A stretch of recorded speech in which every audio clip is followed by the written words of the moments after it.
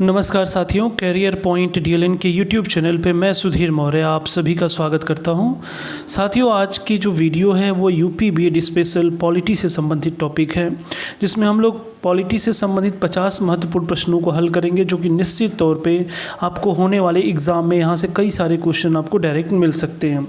तो मैं चाहूँगा कि जितने भी हमारे साथी इस चैनल से जुड़ रहे हैं वो ज़रूर से हमारे चैनल को सब्सक्राइब कर दें और इस वीडियो में शुरू से लेकर लास्ट तक बने रहेंगे, क्योंकि निश्चित तौर पे आपको बहुत सारे ऐसे प्रश्न मिलेंगे जिनके उत्तर आपको नहीं पता होंगे, लेकिन ये आपको पेपरों में क्वेश्चन जरूर मिल सकते हैं। तो आज की इंपॉर्टेंट टेस्ट सीरीज़ के लिए आप सभी तैयार हो जाएं और क्वेश्चन नंबर 1 से आप सभी अपने आंसर लाइव चैट के थ्रू देना शुरू करें। पहले क्वेश्चन को आप देख सकते हैं कि राज्य की उत्पत्ति का कौन सा सिद्धांत सर्वाधिक मान्य है। आपके विकल्प हैं ऑप्शन ए दैवी सिद्धांत, बी ऑप्शन है शक्ति सिद्धांत, सी ऑप्शन है सामाजिक संविदा सिद्धांत या फिर डी है विकासवादी सिद्धांत। आप प्रश्न को देख सकते हैं और इसके बाद इसके जो आंसर हैं वो आप अपने कमेंट सेक्शन में लाइव चैट के थ्रू आंसर सबमिट कर सकते हैं। देखिए साथियों, क्वेश्चन नंबर जो फर्स्ट है इसका जो आंसर है वो है आपका ऑप्शन बी शक्ति सिद्धांत। ये राज्य की उत्पत्ति का सबसे सर्वाधिक मान्य सिद्धांत है। बढ़ते हम अपने नेक्स्ट क्वेश्चन की तरफ। क्वेश्चन नंबर सेकंड आप देख सकते हैं कि निम्नलिखित में से किसको डॉक्टर भीमराव अंबेडकर ने संविधान का हृदय और आत्मा कहा। आपके विकल्प हैं समानता का अधिकार, शोषण के विरुद्ध अधिकार, संवैधानिक उपचारों का अधिकार या फिर डी है धार्मिक स्वतंत्रता का अधिकार।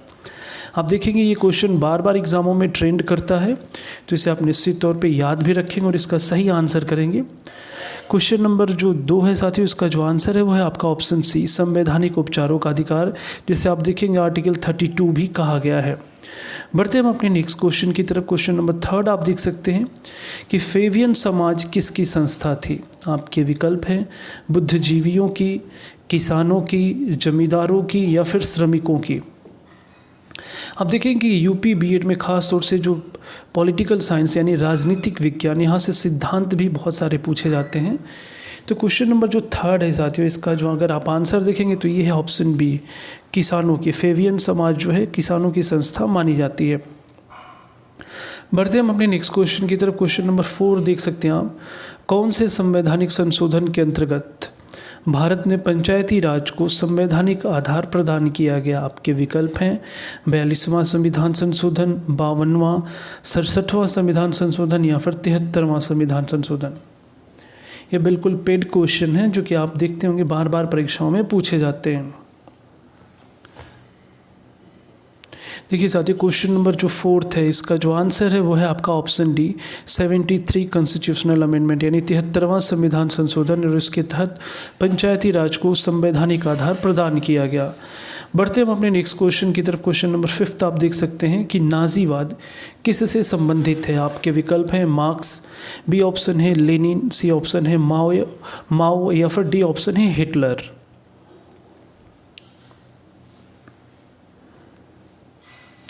क्वेश्चन नंबर जो 5 है साथियों, आप देख सकते हैं कि जो नाजीवाद का कॉन्सेप्ट है वो हिटलर का कॉन्सेप्ट था, जो कि जर्मनी का तानाशाह माना जाता है। एडोल्फ हिटलर नाजीवादी समर्थक था। बढ़ते हम अपने नेक्स्ट क्वेश्चन की तरफ। क्वेश्चन नंबर 6 आप देख सकते हैं कि निम्नलिखित में से कौन सा मद भारत के संविधान की समवर्ती सूची में है। आपके विकल्प हैं जनसंख्या नियंत्रण और परिवार नियोजन, बी ऑप्शन है लोक स्वास्थ्य और स्वच्छता, सी ऑप्शन है प्रति व्यक्ति कर या फिर डी ऑप्शन है निखात निधि। आप क्वेश्चन को ध्यान से देखिए और इसके बाद इसके आंसर को आप कमेंट सेक्शन में बताते रहें। आज की जो टेस्ट सीरीज़ है ये भारतीय राजनीति विज्ञान से संबंधित महत्वपूर्ण 50 क्वेश्चन है, यानी ये उसका पहला पार्ट है। इसका जो सेकेंड पार्ट है उसमें हम उसके आगे के क्वेश्चंस को सॉल्व करेंगे। क्वेश्चन जो 6 है साथियों, इसका जो आंसर है वो है आपका ऑप्शन ए जनसंख्या नियंत्रण और परिवार नियोजन। ये जो है वो समवर्ती सूची का विषय है। बढ़ते हैं हम अपने नेक्स्ट क्वेश्चन की तरफ। क्वेश्चन नंबर 7 आप देख सकते हैं कि राष्ट्रपति के निर्वाचन के लिए गठित निर्वाचक मंडल में सम्मिलित होता है। आपके विकल्प हैं संघीय संसद तथा राज्य व्यवस्थापिकाओं के सभी सदस्य, बी ऑप्शन है संघीय संसद तथा राज्य विधानसभाओं के सभी सदस्य, सी ऑप्शन है संघीय संसद के सभी तथा विधानसभाओं के सभी निर्वाचित सदस्य या फिर डी ऑप्शन है संसद तथा राज्य विधानसभाओं के सभी निर्वाचित सदस्य। आप एक बार इन चारों विकल्पों को एक साथ देख सकते हैं और इसके बाद आप सभी अपने क्वेश्चंस का आंसर सबमिट करें।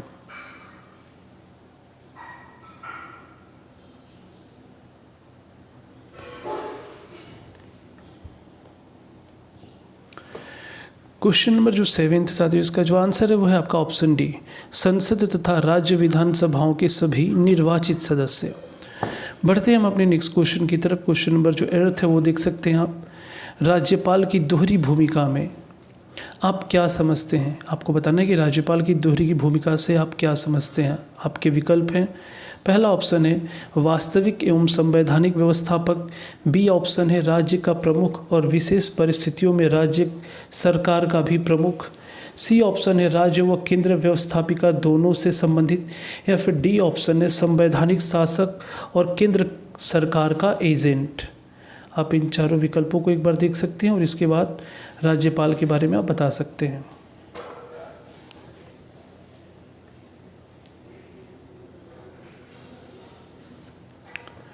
क्वेश्चन नंबर जो 8 है साथियों, इसका जो आंसर है वो है आपका ऑप्शन डी, संवैधानिक शासक और केंद्र सरकार का एजेंट। आप ध्यान रखेंगे, कहा जाता है कि जो भारत का राज्यपाल होता है उसके सिर पे 2 ताज होते हैं, एक तो राज्य का मुखिया होता है, संवैधानिक शासक होता है, इसके अलावा वह केंद्र सरकार का प्रतिनिधि भी होता है, एक एजेंट के रूप में स्टेट में कार्य करता है। नेक्स्ट क्वेश्चन आप देख सकते हैं कि राष्ट्रपति द्वारा प्रवर्तित अध्यादेश, आपका विकल्प है ए का जीवन काल अनियत होता है, बी ऑप्शन है लोकसभा भंग होने की स्थिति में कार्यशील होता है, सी ऑप्शन है संसद के पुनः एकत्र होने पर उसके सम्मुख अवश्य रखा जाना चाहिए, या फिर डी विकल्प है संसद के सत्र के जारी रहते हुए भी यह राष्ट्रपति के विधान निर्माण की समानांतर शक्ति है। आप क्वेश्चन को देख सकते हैं कि राष्ट्रपति द्वारा प्रवर्तित अध्यादेश,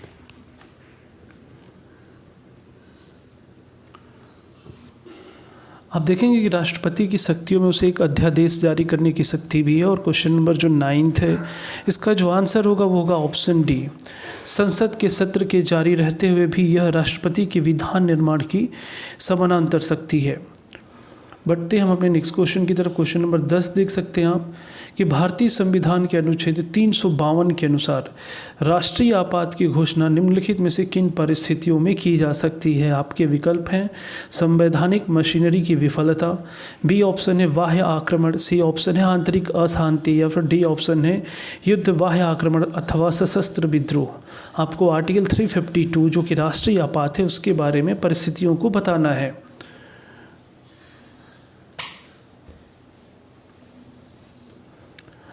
आप देखेंगे कि राष्ट्रपति के पास आपातकालीन 3 शक्तियां होती हैं, एक आर्टिकल 352, 356 एंड 360, जिसमें से आर्टिकल 352 जो है उसके बारे में पूछा है, और इसका जो आंसर होगा वो होगा आपका ऑप्शन डी, युद्ध अथवा बाह्य आक्रमण अथवा सशस्त्र विद्रोह के समय आर्टिकल 352 लागू होता है। बढ़ते हैं नेक्स्ट क्वेश्चन की तरफ। क्वेश्चन नंबर 11 देख सकते हैं आप कि वर्ष 1946 में गठित अंतरिम कैबिनेट की अध्यक्षता किसने की। आपके विकल्प है option A Rajendra Prasad, B option है जवाहरलाल नेहरू, सी ऑप्शन है सरदार वल्लभ भाई पटेल, या फिर डी ऑप्शन है सी राजगोपालाचारी। आपको बताना है कि 1946 में गठित अंतरिम कैबिनेट की अध्यक्षता किसने की।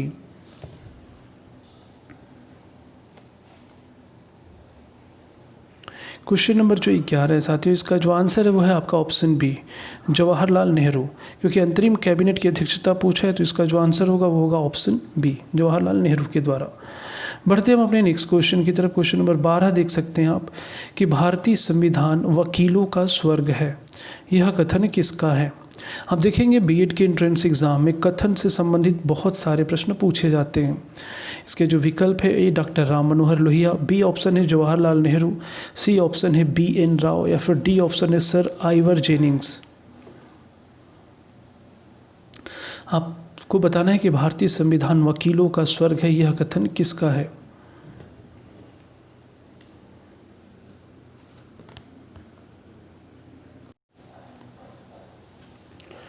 क्वेश्चन नंबर जो 12 है साथियों, इसका जो आंसर होगा वो होगा आपका, आप देख सकते हैं कि पूछा है कि भारतीय संविधान वकीलों का स्वर्ग, यह किसका कथन है, तो ये है option D, sir Ivor Jennings. बढ़ते हैं नेक्स्ट क्वेश्चन की तरफ। क्वेश्चन नंबर 13 देख सकते हैं, ये भी अति महत्वपूर्ण प्रश्न है कि राज्य के मुख्यतः कितने तत्व होते हैं। आपके विकल्प है ए 3 तत्व होते हैं, बी ऑप्शन है 4 तत्व, सी ऑप्शन है 2, या फिर डी ऑप्शन है 5। क्वेश्चन नंबर 13 आप देखिए और इसका आंसर कमेंट सेक्शन में आप बताते रहें।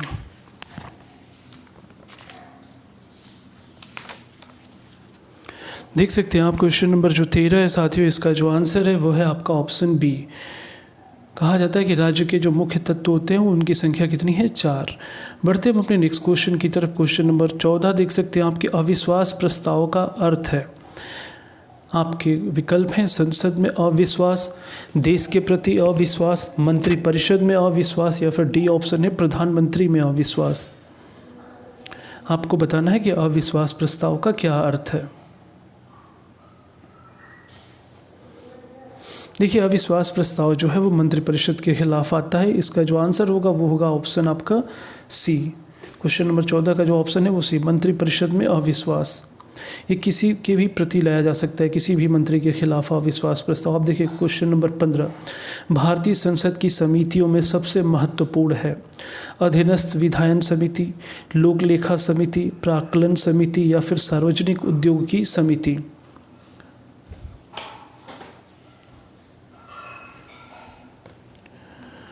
आप देखेंगे संसद में कई सारी महत्वपूर्ण समितियाँ हैं, जिनमें से सर्वाधिक महत्वपूर्ण जो समिति है वो है पब्लिक अकाउंट कमेटी, जिसे PAC कहा जाता है, जिसका अध्यक्ष लोकसभा का प्रतिपक्ष का नेता होता है। और क्वेश्चन नंबर 15 का जो आंसर है वो है आपका ऑप्शन बी, लोक लेखा समिति।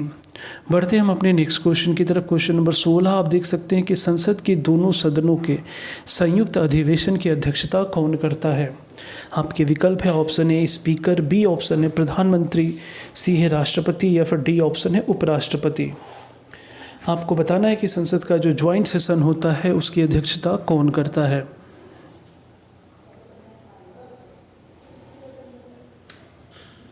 आप जितने भी साथी इस समय इस वीडियो को देख रहे हैं, आप बस देखिए नहीं बल्कि कमेंट सेक्शन में आके आंसर ज़रूर करें, क्योंकि आपके गलत सही क्वेश्चन आंसर करने पे ही आपको ये प्रश्न तैयार होते हैं। देखेंगे साथियों क्वेश्चन नंबर जो 16 है, इसका जो आंसर है वो है आपका ऑप्शन ए स्पीकर, जिसे आप लोकसभा अध्यक्ष भी कहते हैं। आप ध्यान रखेंगे कि संयुक्त सत्र को बुलाता जो है वो राष्ट्रपति है, लेकिन उसकी जो अध्यक्षता करता है वो लोकसभा का अध्यक्ष, जिसे आप स्पीकर कहते हैं। बढ़ते हैं हम अपने नेक्स्ट क्वेश्चन की तरफ। क्वेश्चन नंबर 17 आप देख सकते हैं कि वेल्थ ऑफ नेशंस किसकी रचना है। आपके विकल्प है मैकाइवर, हॉब्स, एडम स्मिथ, या फिर मार्क्स। ये बहुत चर्चित पुस्तक है वेल्थ ऑफ नेशन। बिल्कुल आप सभी को पता होगा इसका आंसर, ये है ऑप्शन आपका सी, एडम स्मिथ। इनकी ही रचना थी wealth of nation.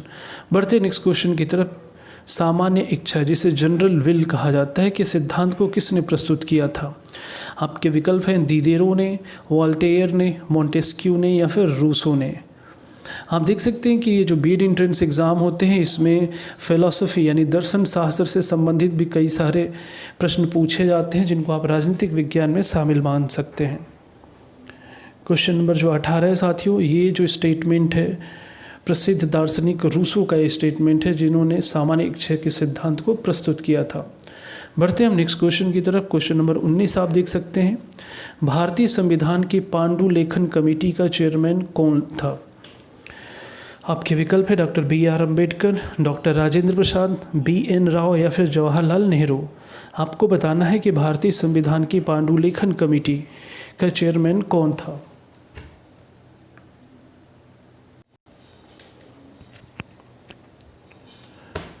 Question number जो 19 है साथियों, इसका जो आंसर है वो है आपका option A, doctor BR Ambedkar. बढ़ते हैं हम अपने नेक्स्ट क्वेश्चन की तरफ। क्वेश्चन नंबर जो 20 है उसे आप देख सकते हैं कि किसने कहा व्यक्ति प्रकृति के अनुसार एक समान है, समाज ने उन्हें संपत्ति की संस्था के माध्यम से असमान बना दिया है। आपके विकल्प हैं हीगल, रूसो, लॉक, या फिर मार्क्स। आप देखेंगे ये चारों ही बहुत ही मजबूत दार्शनिक माने जाते हैं अपने अपने सिद्धांतों के प्रति। आपको बताना है इन चारों विकल्पों में से कौन सा आंसर होगा। क्वेश्चन एक बार दोबारा सुन लेंगे कि व्यक्ति प्रकृति के अनुसार एक समान है, समाज ने उन्हें संपत्ति की संस्था के माध्यम से असमान बना दिया है। क्वेश्चन नंबर जो 20 है साथियों, इसका जो आंसर है वो है ऑप्शन बी, आपका रूसो। बढ़ते हम अपने नेक्स्ट क्वेश्चन की तरफ। क्वेश्चन नंबर 21 है उसे आप देख सकते हैं, दलित पैंथर मूवमेंट कहाँ किया गया था। आपके विकल्प है पश्चिम बंगाल, बी ऑप्शन है बिहार, सी ऑप्शन है उड़ीसा, या फिर डी ऑप्शन है महाराष्ट्र।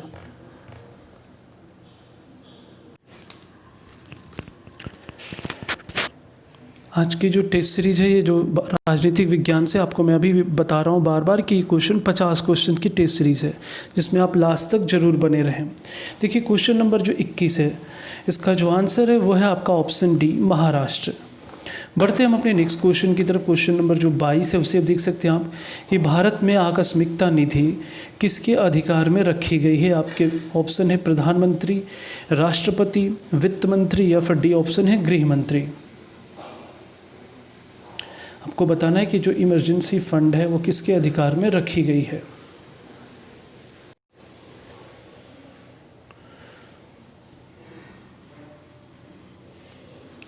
देख सकते हैं साथियों क्वेश्चन नंबर जो 22 है कि आकस्मिकता निधि किसके अंडर में आती है, तो इसका जो आंसर होगा वो होगा आपका ऑप्शन बी, राष्ट्रपति। ये राष्ट्रपति के अधिकार क्षेत्र में आती है। आप देखेंगे इसमें 500 करोड़ रुपए हमेशा रखे जाते हैं। क्वेश्चन 23 देख सकते हैं आप, जो कि ये बहुत ही इंपॉर्टेंट क्वेश्चन है कि शीत युद्ध, जिसे आप कोल्ड वार कहते हैं, इस शब्द का उपयोग या प्रयोग सर्वप्रथम किसने किया। आपके विकल्प है option A Karl Deutsch, B option है बर्नार्ड ब्रूच, सी ऑप्शन है हंस जे मॉर्गनशाह या फिर डी ऑप्शन है सी के वेबस्टर। आपको बताना है कि शीत युद्ध शब्द का उपयोग सर्वप्रथम किसने किया।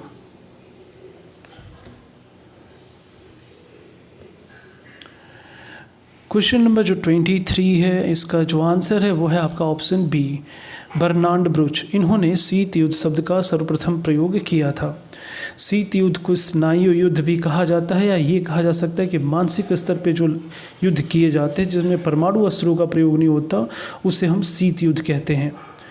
बढ़ते हैं नेक्स्ट क्वेश्चन की तरफ। क्वेश्चन नंबर 24 आप देख सकते हैं कि पिछड़े वर्ग के प्रथम आयोग ने सामाजिक एवं शैक्षणिक पिछड़ेपन की पहचान के लिए निम्नलिखित में से किस स्थिति पर जोर दिया। आपके विकल्प है धर्म, बी ऑप्शन है भाषा, सी ऑप्शन है वर्ग या फिर डी ऑप्शन है जाति। क्वेश्चन नंबर 24 आप देख सकते हैं और विकल्प को देख सकते हैं, और फिर अपने अपने आंसर आप कमेंट सेक्शन में बता सकते हैं। क्वेश्चन नंबर जो 24 है साथियों, इसका जो आंसर है वो है आपका ऑप्शन डी, जाति के आधार पे। ध्यान रखेंगे कि पिछड़े आयोग ने सामाजिक एवं शैक्षणिक पिछड़ेपन की पहचान के लिए जाति को आधार बनाया। बढ़ते हम अपने नेक्स्ट क्वेश्चन की तरफ। क्वेश्चन नंबर 25 देख सकते हैं आप कि यूएनओ की महासभा ने मानव अधिकारों की घोषणा कब की थी। आपके विकल्प है 10 दिसंबर 1946, 10 दिसंबर 1947 या फिर 10 दिसंबर 1948 या फिर ऑप्शन डी है 10 दिसंबर 1949। आपको बताना है कि यूएनओ की महासभा ने मानव अधिकारों की घोषणा कब की थी। ये सभी क्वेश्चन रिपीटेड क्वेश्चन है, यानी ये पूछे गए हैं, उन्हीं की श्रृंखलाओं को हम लोग यहाँ हल कर रहे हैं।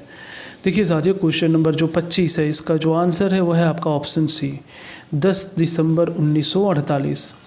बढ़ते हम नेक्स्ट क्वेश्चन की तरफ। क्वेश्चन नंबर 26 आप देख सकते हैं कि बलवंत राय मेहता कमेटी का गठन कब हुआ। आपके विकल्प है ऑप्शन ए 1951, सेकंड है 1955, थर्ड है 1957 या फिर डी ऑप्शन है 1948।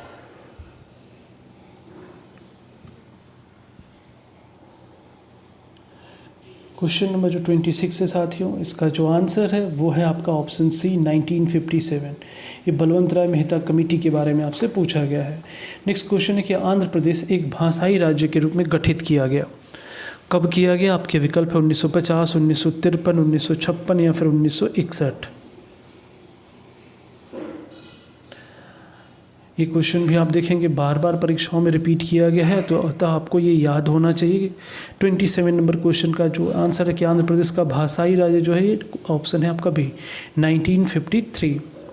बढ़ते हैं नेक्स्ट क्वेश्चन की तरफ। क्वेश्चन नंबर 28 आप देख सकते हैं कि भारतीय संविधान का कौन सा भाग कल्याणकारी राज्य यानी वेलफेयर स्टेट के आदर्श घोषित करता है। आपके विकल्प है मौलिक अधिकार, मौलिक कर्तव्य, उद्देशिका या फिर राज्य के नीति निदेशक सिद्धांत। क्वेश्चन नंबर जो 28 है, इसका जो आंसर है वह है आपका ऑप्शन डी, 28 का ऑप्शन है डी, डीपीएसपी, जिसे director principle of state policy बोलते हैं। राज्य के नीति निर्देशक सिद्धांत का जो आदर्श है वो है कल्याणकारी राज्य की भावना। क्वेश्चन नंबर 29 देख सकते हैं आपके उच्च न्यायालय के मुख्य न्यायाधीश की नियुक्ति कौन करता है। आपके विकल्प है राज्यपाल, बी ऑप्शन है मुख्यमंत्री, भारत के राष्ट्रपति या फिर भारत के मुख्य न्यायाधीश। इसका आंसर आप बहुत सोच समझ के करेंगे, क्योंकि ऐसे क्वेश्चन अक्सर आप पेपरों में गलत करते हैं। आप ध्यान रखें साथियों कि जो भी आप एग्ज़ाम देते हैं, अगर उसमें आप पेपरों में जो भी हल्के क्वेश्चन या कह सकते हैं जो इजी क्वेश्चन है, अगर आप उसे सही करते हैं, यानी उसमें गलतियों की कोई गुंजाइश नहीं रखते, और साथ ही साथ कुछ कठिन प्रश्न जो सबके लिए टफ है, अगर वो भी आप सॉल्व कर लेते हैं कुछ क्वेश्चन, तो निश्चित तौर पे आप जो भी एग्ज़ाम देंगे उसमें आप सफल रहेंगे। क्वेश्चन नंबर जो 29 है, इसका जो आंसर है वो है आपका ऑप्शन सी, भारत के राष्ट्रपति। ये ध्यान रखिएगा कि उच्च न्यायालय के मुख्य न्यायाधीश की जो नियुक्ति है वो भी भारत के राष्ट्रपति के द्वारा की जाती है। बढ़ते हैं नेक्स्ट क्वेश्चन की तरफ। क्वेश्चन नंबर जो 30 है, हालांकि ये जब क्वेश्चन आया था तो उस समय पूछा गया था कि भारत के पहचान प्राधिकरण के अध्यक्ष कौन है, क्योंकि ये वर्ष 2010 का क्वेश्चन है कि ई श्रीधरन, MN बुच, नंदन नीलकेणी या फिर डॉक्टर MS स्वामीनाथन, UIDAI जिसे आप आधार कार्ड का जो कहते हैं उसके अध्यक्ष कौन बने थे। बिल्कुल इसका आंसर आपको मैं बता देता हूँ, वो थे नंदन नीलकेणी, जो इन्फोसिस के चेयरमैन भी माने जाते थे। नंदन नीलकेणी जो थे वही पहचान प्राधिकरण के अध्यक्ष थे उस समय।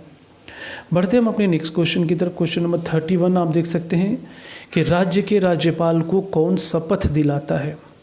अभी देखेंगे कि राज्यपाल से संबंधित मुद्दे आप काफ़ी चर्चे में रहे हुए हैं। अभी वर्तमान में जम्मू कश्मीर के राज्यपाल नए नियुक्त हुए हैं और वहाँ के जो पुराने थे उन्हें हटाया गया है। क्वेश्चन नंबर 31 देख सकते हैं आप। आपके विकल्प हैं भारत के राष्ट्रपति, राज्य के महाधिवक्ता, सी ऑप्शन है उच्च न्यायालय के मुख्य न्यायाधीश, या फिर डी ऑप्शन है उपरोक्त में से कोई नहीं। क्वेश्चन है आपसे कि राज्य के राज्यपाल को कौन शपथ दिलाता है, तो आप ध्यान रखेंगे क्वेश्चन नंबर जो 31 है, इसका जो आंसर है वो है आपका ऑप्शन सी, उच्च न्यायालय के मुख्य न्यायाधीश, यानी उस राज्य का जो मुख्य न्यायाधीश होगा वही उनको राज्यपाल को शपथ दिलाएगा। बढ़ते हैं नेक्स्ट क्वेश्चन की तरफ। क्वेश्चन नंबर 32, ध्यान रखिए कि नियुक्ति नहीं पूछा है, ये पूछा है कि शपथ कौन दिलाएगा। क्वेश्चन 32 है, निम्नलिखित में से कौन संविधान का मसौदा समिति का अध्यक्ष था। आपके विकल्प है मोतीलाल नेहरू, बी ऑप्शन है सरदार पटेल, सी ऑप्शन है डॉक्टर BR अम्बेडकर, और डी ऑप्शन है मोहनदास करमचंद गांधी।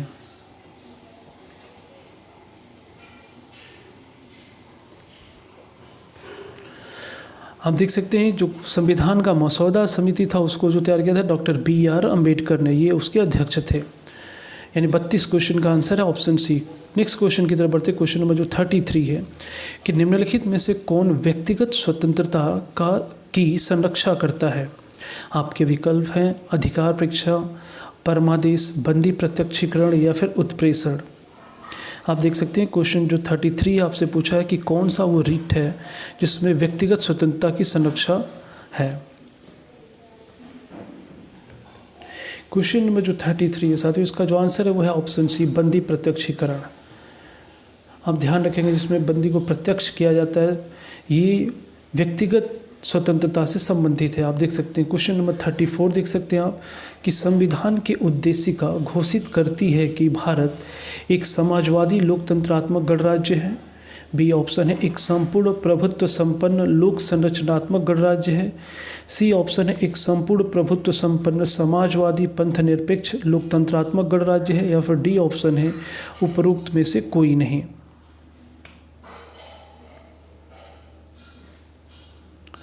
क्वेश्चन 34 आप देख सकते हैं, आपसे पूछा गया कि संविधान की उद्देशिका क्या घोषित करती है भारत के बारे में। तो क्वेश्चन नंबर जो 34 है साथियों, इसका जो आंसर है वो है आपका ऑप्शन सी, भारत एक संपूर्ण प्रभुत्व संपन्न समाजवादी पंथ निरपेक्ष तथा लोकतंत्रात्मक गणराज्य है। बढ़ते हम नेक्स्ट क्वेश्चन की तरफ। क्वेश्चन नंबर 30 है कि भारत के प्रथम पिछड़ा वर्ग आयोग का अध्यक्ष कौन था। आपके विकल्प हैं VP Mandal, doctor BR Ambedkar, MK Gandhi, या फिर काका कालेलकर। आपको बताना है कि प्रथम पिछड़ा वर्ग आयोग का अध्यक्ष कौन था।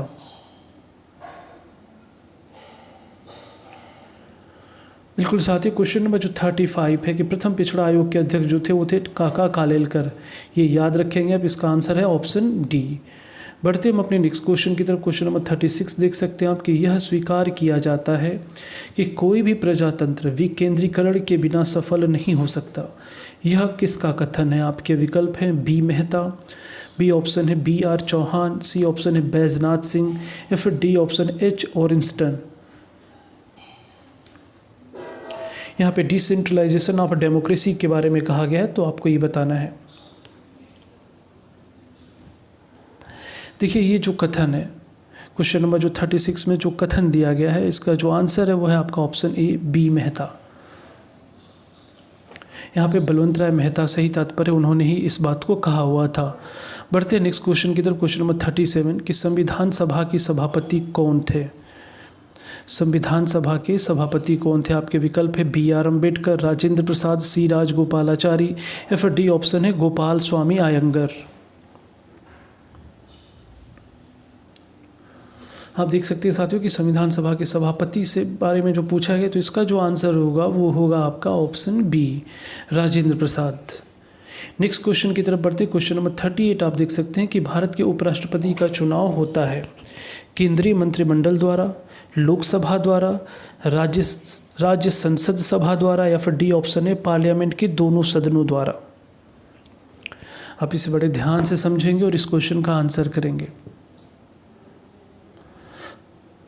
देख सकते हैं आप क्वेश्चन नंबर जो 38 है कि भारत के उपराष्ट्रपति का चुनाव किससे होता है, तो देखिए इसमें विकल्पों पे अगर आप विचार करेंगे तो आपको निकलेगा आंसर जो है इसका होगा वो होगा विकल्प आपका डी पार्लियामेंट के दोनों सदनों द्वारा। आप ध्यान रखेंगे कि उपराष्ट्रपति के चुनाव में लोकसभा और राज्यसभा दोनों ही भाग लेते हैं और दोनों के सभी सदस्य, चाहे वो निर्वाचित हो या फिर मनोनीत, जबकि राष्ट्रपति के चुनाव में केवल निर्वाचित सदस्य भाग लेते हैं। बढ़ते हम अपने नेक्स्ट क्वेश्चन की तरफ, क्वेश्चन नंबर 39 आप देख सकते हैं कि भारत में राष्ट्रपति तथा उपराष्ट्रपति दोनों के स्थान रिक्त होने पर कार्यभार संभालता है कौन। आपके विकल्प है प्रधानमंत्री, बी ऑप्शन है लोकसभा का अध्यक्ष, सी ऑप्शन है राज्यसभा का उपाध्यक्ष या फिर डी ऑप्शन है भारत का मुख्य न्यायाधीश। साथियों हम आपकी तैयारी बेहतर हो सके इसके लिए हम इतने सारे वीडियो बना रहे हैं इस समय लगातार कि आप क्वेश्चंस के थ्रू आप अपनी तैयारी जारी रख सकें। तो आपको कम से कम इतना करना है कि आप वीडियो में शुरू से लेकर लास्ट तक बने रहें और वीडियो के कंप्लीट होने पे अगर आपको अच्छा लगता है तो आप उसे ज़रूर लाइक और शेयर करें। क्वेश्चन नंबर जो 39 है साथियों, इसमें आपसे पूछा है, आप देख सकते हैं इसका जो आंसर होगा वो होगा आपका ऑप्शन डी भारत का मुख्य न्यायाधीश। ये एक क्रम भी है कि राष्ट्रपति नहीं है तो उपराष्ट्रपति, अगर उपराष्ट्रपति नहीं है तो भारत का मुख्य न्यायाधीश, अगर भारत के मुख्य न्यायाधीश भी नहीं है तो जो अन्य न्यायाधीश है उसमें से किसी को भारत का राष्ट्रपति बनाया जाता है। बढ़ते हम अपने नेक्स्ट क्वेश्चन की तरफ, क्वेश्चन नंबर 40 आप देख सकते हैं कि भारतीय कार्यपालिका का प्रधान कौन है। आपके विकल्प है राष्ट्रपति, प्रधानमंत्री, संघ सरकार का कैबिनेट सचिव या फिर डी ऑप्शन है उपरोक्त में से कोई नहीं। आपको बताना है कि भारतीय कार्यपालिका का प्रधान कौन है। क्वेश्चन नंबर जो 40 है साथियों, इसका जो आंसर है आप निश्चित तौर पे सबको पता होगा वो होगा ऑप्शन ए राष्ट्रपति। ध्यान रखेंगे कार्यपालिका का प्रधान या सारा नाम जो होता है वो राष्ट्रपति का ही होता है, भले वो कार्य पीएम के द्वारा किया जाता है, लेकिन ध्यान रखेंगे प्रधानमंत्री शब्द का उल्लेख हमारे संविधान में है ही नहीं। बढ़ते हैं क्वेश्चन नंबर 41 की तरफ कि किस संविधान संशोधन द्वारा संपत्ति के अधिकार को मूल अधिकारों की सूची से हटा दिया गया। आपके विकल्प है 41वें संशोधन, 42वें, 43वें या फिर 44वें।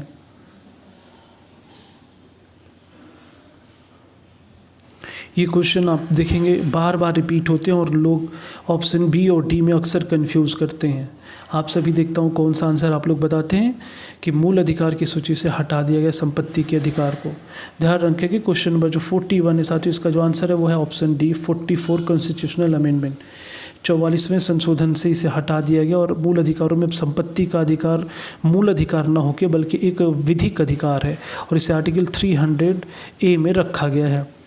बढ़ते नेक्स्ट क्वेश्चन की तरफ, क्वेश्चन नंबर 42 आप देख सकते हैं कि जनमत संग्रह लोकतंत्र की एक ऐसी प्रणाली है जिसका प्रयोग ऑप्शन ए है कि कानूनों के क्रियान्वयन के लिए किया जाता है, बी ऑप्शन है लोक सेवकों की नियुक्ति के लिए किया जाता है, डी ऑप्शन है न्यायाधीशों की नियुक्ति के लिए किया जाता है या फिर डी ऑप्शन है सार्वजनिक महत्व के किसी नीति संबंधी विषय पर जनता के विचारों को ज्ञात करने के लिए किया जाता है।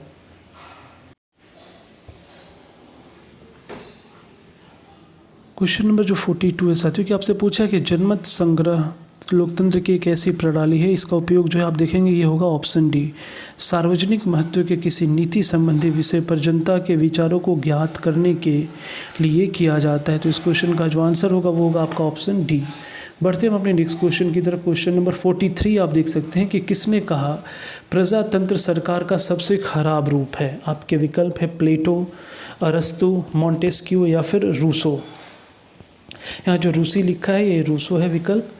आपको क्वेश्चन नंबर 43 बताना है कि किसने कहा प्रजातंत्र सरकार का सबसे खराब रूप है।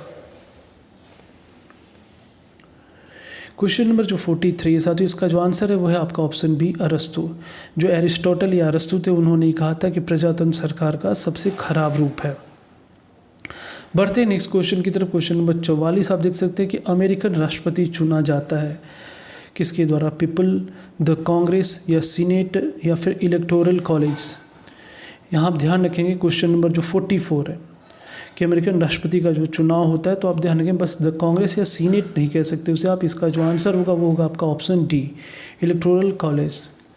बढ़ते हैं हम अपने नेक्स्ट क्वेश्चन की तरफ। क्वेश्चन नंबर 45 बहुत चर्चित पुस्तक है जिसे आप जानते भी होंगे कि विंग्स ऑफ फायर किसने लिखी है, जिसे आप अग्नि की उड़ान भी कहते हैं। आपके विकल्प हैं सलमान रुश्दी, अरुंधति राय, खुशवंत सिंह या फिर डॉक्टर APJ अब्दुल कलाम।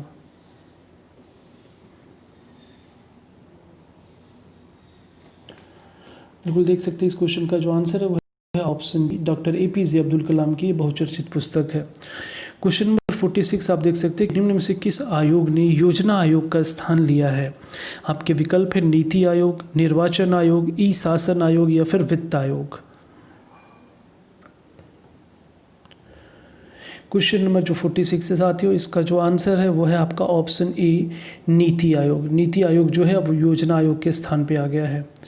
बढ़ते हैं नेक्स्ट क्वेश्चन की तरफ। क्वेश्चन नंबर 47, ये क्वेश्चन भी एक चर्चित क्वेश्चन रहा हुआ था, अभी भी आपके लिए कि अगर ये पूछा जाए आपसे कि नवनिर्मित जो नीति आयोग है कि प्रथम उपाध्यक्ष किसे बनाया गया था। आपके विकल्प है किरण बेदी, राजीव सहगल, अरविंद पनगड़िया या फिर विनोद श्रीवास्तव। आपको बताना है कि नीति आयोग का पहला उपाध्यक्ष कौन था, क्योंकि आप ये ध्यान रखेंगे नीति आयोग जिसका नाम पहले योजना आयोग था, अध्यक्ष हमेशा प्रधानमंत्री होता है जबकि हमेशा उपाध्यक्ष जो चुना जाता है। तो आप देखेंगे क्वेश्चन नंबर 47 का जो आंसर है वो है आपका option C, Arvind Panagariya. Question number 48 देखते हैं साथियों कि राजनीतिक विज्ञान केवल सरकार का अध्ययन करता है, ये किसने कहा था। आपके विकल्प हैं लिकॉक, बी ऑप्शन है अरस्तु, सी ऑप्शन है गिलक्राइस्ट या फिर डी ऑप्शन है सीले। आपने बताना है कि ये किसका कथन है कि राजनीतिक विज्ञान केवल सरकार का अध्ययन करता है।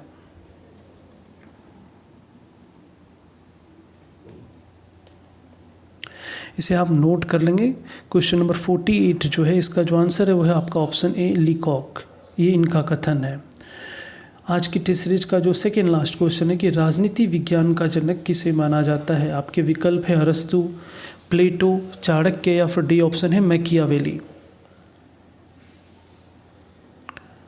बिल्कुल क्वेश्चन नंबर जो 49 है साथियों कि इसका जो आंसर है वो है आपका पूछा कि राजनीतिक विज्ञान का जनक किसे माना जाता है। तो इस क्वेश्चन का जो आंसर है वो है ऑप्शन डी, मैकियावेली। इन्हें राजनीतिक विज्ञान का जनक कहा गया है। बढ़ते हम अपने नेक्स्ट क्वेश्चन की तरफ। क्वेश्चन नंबर 50 जो है उसे देख सकते हैं आपके निम्न में से किसे प्रथम राजनीतिक वैज्ञानिक कहा गया है। आपके विकल्प है प्लेटो, अरस्तु, चाणक्य या फिर डी ऑप्शन है रूसो। ये क्वेश्चन है कि किसे प्रथम राजनीतिक वैज्ञानिक कहा गया है। क्वेश्चन नंबर जो 50 है जो कि आज की टेस्ट सीरीज का लास्ट क्वेश्चन है, इसका जो आंसर है वो है आपका ऑप्शन बी, अरस्तु। अरस्तु को प्रथम राजनीतिक वैज्ञानिक कहा गया है। तो साथियों ये तो था बीड एंट्रेंस एग्ज़ाम से संबंधित राजनीतिक विज्ञान से महत्वपूर्ण जो 50 क्वेश्चन हो सकते थे उसकी ये टेस्ट सीरीज़ थी।